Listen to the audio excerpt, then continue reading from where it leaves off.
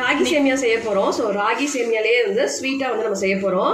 So ragi சேமியா வந்துட்டு ஒரு பாக்கெட் அளவுக்கு எடுத்து நான் கொஞ்சமா வந்து தண்ணியில வந்துட்டு லைட்டா ஊற வச்சிருக்கேன். ஒரு நிமிஷம் வந்துட்டு உங்களுக்கு இந்த அளவுக்கு ஊறினா போதும். ஏன்னா ரொம்ப மொடமொடன்னு இருக்கும். ஸோ அதெல்லாம் வந்து சாஃப்ட் ஆயிரும். இந்த தண்ணி அப்படியே நம்ம வடிச்சு எடுத்துக்க போறோம். இப்போ தண்ணி இல்லாம வந்துட்டு நல்லா வந்துட்டு நான் வடிச்சு எடுத்துக்கிட்டேன். ஸோ இப்போ இட்லி பானையில நான் வந்துட்டு வச்சிருக்கேன் துணி போட்டு. ஸோ இதை வந்துட்டு அப்படியே அந்த இட்லி பானை மேல அப்படியே போட்டுக்கலாம். ஏன்னா அது நீங்கள் ரொம்ப வந்துட்டு ஊற வச்சிட்டிங்க அப்படின்னா ரொம்ப வந்துட்டு உங்களுக்கு ஒட்டிக்கிட்டு வரும். ஸோ உதிரி உதிரியாக வராது.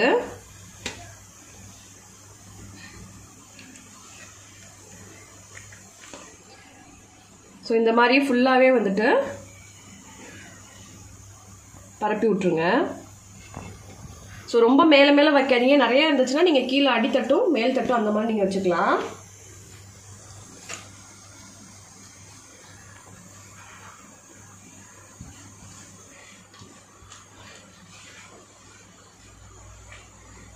ஏன்னா இது வந்துட்டு குக் ஆகிறதுக்கு சீக்கிரம் வந்துட்டு குக் ஆயிரும்.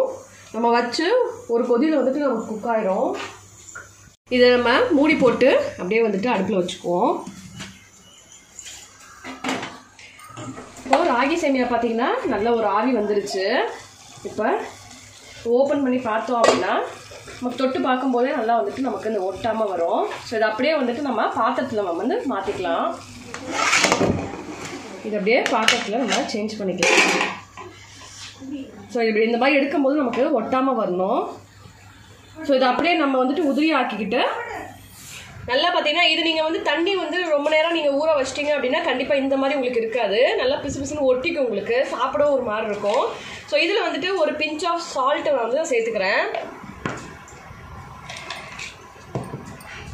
திருவி வச்ச தேங்காய், இதில் வந்து தேங்காய் நம்ம நிறையா போட்டோம் அப்படின்னா நல்லா டேஸ்ட்டாக இருக்கும். ஸோ திருவின தேங்காய்.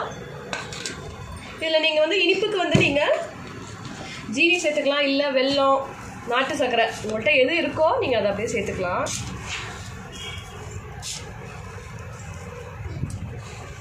இதில் நீங்கள் ஏலக்காய் பொடி இருந்ததுன்னா உங்களுக்கு ஃப்ளேவர் பிடிக்கும் அப்படின்னா நீங்கள் சேர்த்துக்கலாம்.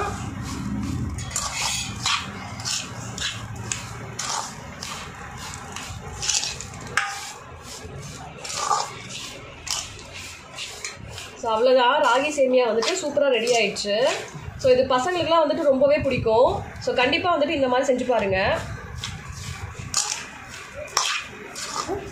நம்ம சேனல் நீங்கள் ஃபர்ஸ்ட் டைமாக பார்க்குறீங்க அப்படின்னா மறக்காமல் சப்ஸ்கிரைப் பண்ணிடுங்க. பக்கத்தில் இருக்க பெல் ஐக்கானையும் ப்ரெஸ் பண்ணிடுங்க. அதில் ஆல் ஆப்ஷனையும் நீங்கள் வந்து கிளிக் பண்ணிடுங்க. ஸோ நான் ஃபர்தராக போடுற வீடியோஸ் எல்லாமே உங்களுக்கு நோட்டிஃபிகேஷனில் வரும். அண்ட் இந்த வீடியோ உங்களுக்கு பிடிச்சிருந்தது அப்படின்னா மறக்காமல் லைக் பண்ணுங்கள், ஷேர் பண்ணுங்கள், சப்ஸ்கிரைப் பண்ணுங்கள்.